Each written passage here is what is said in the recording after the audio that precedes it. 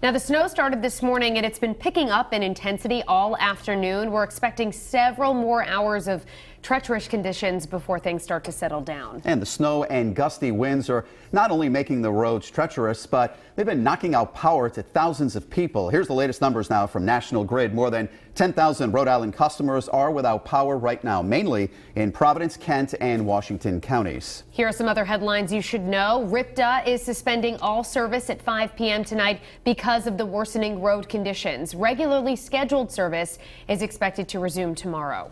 And also, state offices are closed in both Rhode Island and Massachusetts, and most flights into and out of TF Green in Warwick have been canceled for the remainder of today. And let's check in now with Chief Meteorologist Tony Petrarca in the live Pinpoint Doppler 12 forecast center. Tony.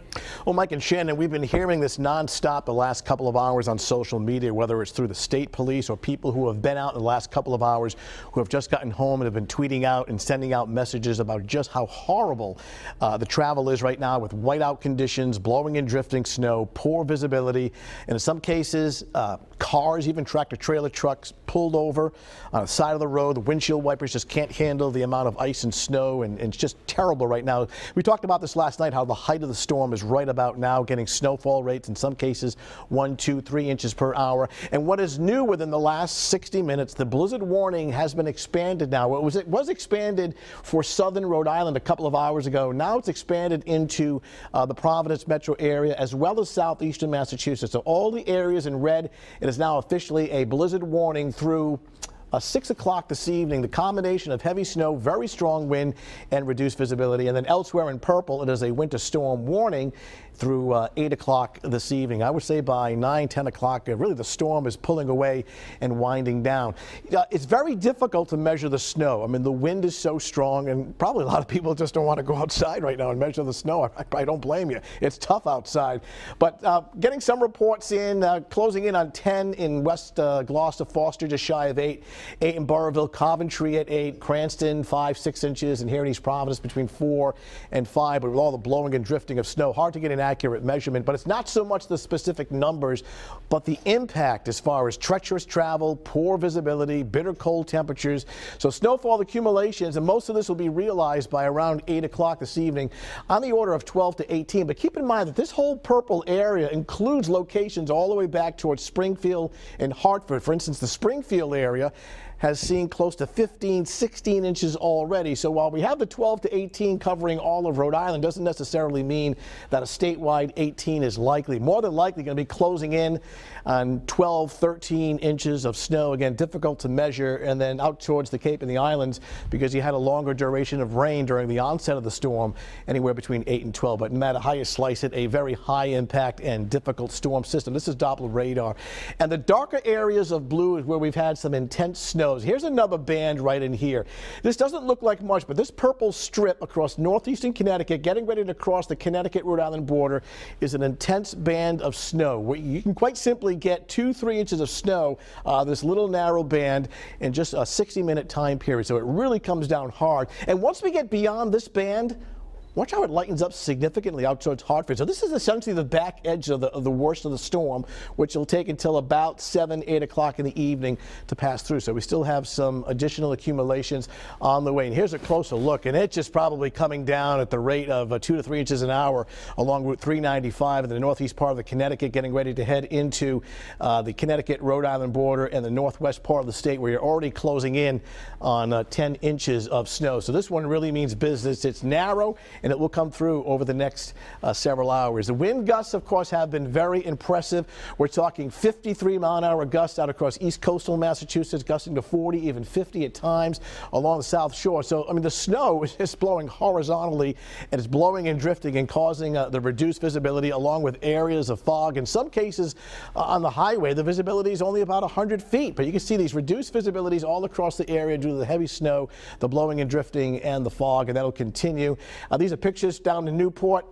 Hard to see with the ice and the snow blowing on the camera lens, but you get the idea of how difficult and treacherous it is outside right now. Down at Oakland Beach in Warwick, the strong winds and the heavy snow continues. It's hard to clean the camera lens, but it certainly gives you the idea of just how difficult it is with visibility, and somewhere down there is Narragansett Town Beach. So we've got about another 3-4 hours worth of very heavy snow before things start to let up, and in some cases, and we've been reporting this all morning long, thunder snow, claps of thunder and flashes of lightning. Anytime you get that, it means the snow is coming down in just buckets, 1, 2, even 3 inches per hour. So not quite out of the woods yet, but things will start to improve once we get beyond, say, 8 or 9 o'clock this evening, but still very difficult out there, Mike and Shannon.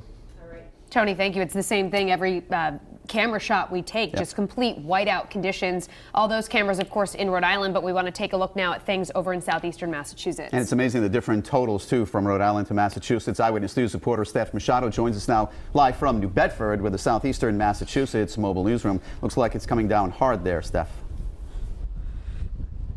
It is, and we just had an enormous gust of wind that honestly almost knocked me over. We just got here to New Bedford about 5 minutes ago, and it is, if you can see this, it is absolutely snowing horizontal snow here in New Bedford. And we got here, we just drove on 195 East to New Bedford, and the driving conditions are treacherous. The visibility was extremely poor. It was hard to see even the car directly in front of you, and we won't be driving for a number of hours now, and you shouldn't be either. We did hear the thunder snow, as Tony mentioned. We saw the lightning. We're actually in a Market Basket parking lot right now. We've got plows coming through, but they really just can't keep up with the amount of snow that we're getting here. This Market Basket is actually open. There are some shoppers here, but the parking lot is clearing out because it's almost too difficult to even be outside, to stand outside, to walk into a store to do some shopping.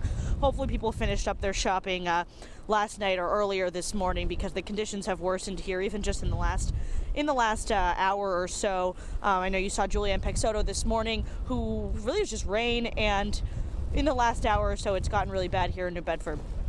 But as I said, on the drive here, we had thunderstorm, we had lightning. We also had a lot of drivers just completely stopping. They could not see, their windshield wipers weren't keeping up with the snow, and they were stopping in the middle of Interstate 195, which is obviously extremely dangerous, trying to get their scrapers out their window and scraping their windshields. So really difficult driving. You shouldn't be driving out there, and these blizzard conditions are really picking up now, Mike and Shannon. We haven't seen a storm like this in a while, where people are actually, Steph, stopped in the middle of an interstate. Were there a lot of cars, or just a few cars there? Well, so there, I mean, traffic was obviously less than it is normal, but there were actually a good number of people driving, and we were just trying to get here so that we could cover the storm for our viewers, but we were saying, how could there be this many people who need to be on the roads right now? And a lot of them were just pulled over. I think 10 to 20 cars were pulled over to the side, or some stopped right in their lane, right in the middle of the highway. So I think they got caught a little unawares. They said, oh, they might have thought they could drive in this weather because they're in New England and we drive in the snow all the time. But this is worse than I've seen. And to be honest, I lived in Vermont, and I have not seen a highway that bad and driving conditions this bad in a really long time. And that's saying something from living in Vermont. All right, Steph Machado, stay safe out there.